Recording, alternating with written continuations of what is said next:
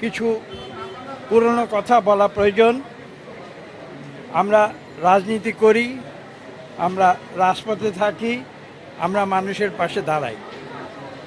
আপনারা দেখেছেন বিগত দশকের পর দশক ধরে মান্না সাহেবের যে রাজনীতি, সেটা জনগণের জন্য এবং এ দেশের মানুষের মুক্তির আন্দোলনে তিনি সবসময় জনগণের পাশে দাঁড়িয়েছিলেন। এবং সেজন্যে আজকে থেকে 10 বছর আগে তাকে কী ধরনের জঘন্য অত্যাচার এবং জুলুমের শিকার হতে হয়েছিল সেটা কিন্তু আপনাদের কারো অজানা নেই।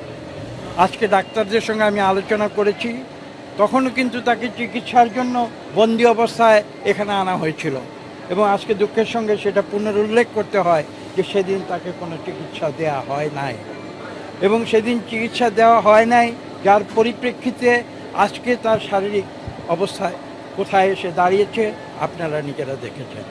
ডিজাইন, এলিগেন্স, বিউটি, সেরা পণ্য সবার জন্য জেভিকো। চিকিৎসা সেবা মানুষের মৌলিক অধিকার। আপনারা দেখেছেন দেশনেত্রী বেগম খালেদা জিয়া কিভাবে সেই অধিকার থেকে বঞ্চিত করা হয়েছিল।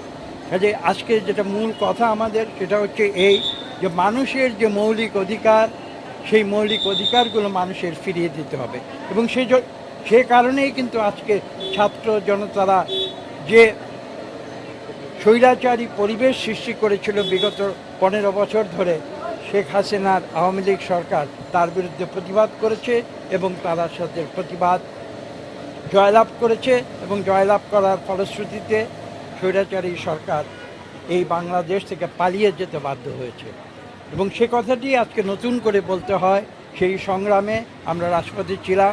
মান্না সাহেবকে আপনারা প্রতিনিয়ত রাজপথে দেখেছেন, তিনি জনগণের জন্য তার জীবনকে উৎসর্গ করেছেন এবং আজকে আমরা চাই যে মানুষের সেই অধিকার সম্পূর্ণভাবে নতুন করে পুনঃপ্রতিষ্ঠিত হোক। আমি আপনার কথার জবাবটি এভাবে দিই যে আপনারা জানেন আমি যখনই আপনারা আমাকে প্রশ্ন করেন, আমি যদিও সরকারে নেই কিন্তু আমি কিন্তু জবাবদিহিতায় বিশ্বাস করি।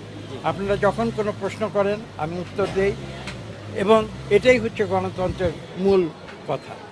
তো আজকে আমি কিন্তু এখানে এসেছি জনাব মান্না সাহেবের শারীরিক অবস্থার খোঁজখবর নেওয়ার জন্য এবং তার যে দীর্ঘ সংগ্রাম, যা আন্দোলন এবং দেশের মানুষের প্রতি তার যে ভালোবাসা, তার প্রতি সম্মান দেখানোর জন্য আজকে এখানে এসেছি।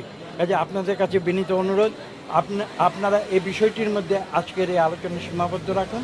আপনারা যে প্রশ্নটি করেছেন আপনারা যত শিগগির আপনারা মনে করেন আমাকে আলাদাভাবে এভাবে আপনাদের সঙ্গে আমি বসে আলোচনার ব্যবস্থা করুন, একটা সংবাদ সম্মেলনের ব্যবস্থা করুন বা যা কিছু করুন, সেখানে আমি আপনাদের সকল প্রশ্নের উত্তর দেব এবং যে প্রশ্নগুলো করেছেন তার উত্তর দেব এবং অত্যন্ত গুরুত্বপূর্ণ প্রশ্ন আমি সেটা নিজেই স্বীকার করছি এবং আজকে এই জাতির যে প্রেক্ষাপটে সেখানে আপনার যে প্রশ্নটি ছিল সেটা নিয়ে আলোচনা হওয়া প্রয়োজন এবং সেটার উত্তর দেওয়া প্রয়োজন এবং আমি নিশ্চয়ই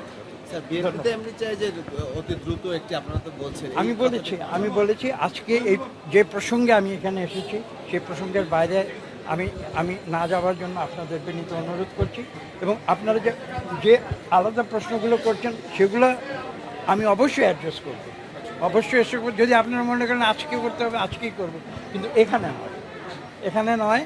আমি তো সবসময় আপনাদের সঙ্গে দেখা করি। আপনারা যে কোনো জায়গায় আপনাদের মনে করেন যদি প্রেস ক্লাবে ডিআরইউতে যে ওই বিষয়ের উপরে যদি আপনারা একটা আলোচনা সভার আয়োজন করেন সেখানে কি আমি সব প্রশ্ন উত্তর করব। ধন্যবাদ।